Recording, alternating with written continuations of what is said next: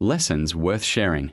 You might have heard that light is a dot kind of wave and that the color of a dot object is related to the frequency of dot light waves it reflects. You might call this idea physical color because it says that color dot is a physical property of light itself. It's not dependent dot on human perception. And, while this isn't wrong, dot it isn't quite the whole story either. Because light is a wave, two different frequencies dot shouldn't interact with each other at all. They should just exist dot like singers singing in harmony. So in this yellow-looking region, two different kinds of light waves dot are present. Light perception happens dot in a paper, thin layer of cells, dot called the retina dot that covers the back of your eyeball. In the retina, dot there are two different types of dot light detecting cells, dot rods and cones. The rods are used for seeing dot in low light conditions, dot and there is only one kind of those.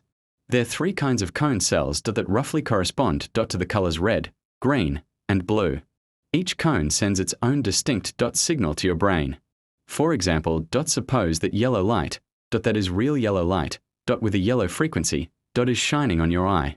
Of course, dot there is another way to activate dot the red cones and dot the green cones simultaneously, dot if both red light and green light dot are present at the same time. The point is, dot your brain receives the same signal, dot regardless of whether you see light that has the yellow frequency dot or light that is a mixture of dot the green and red frequencies. And, how come you can't detect dot colors when it's dark? Well, the rod cells in your retina take over dot in low light conditions. Having only one kind of light detector dot doesn't leave any room for seeing color. The brain can be tricked into thinking dot seeing any color by carefully adding together dot the right combination dot of just three colors, dot red, green, and blue. This property of human vision is really useful in the real world.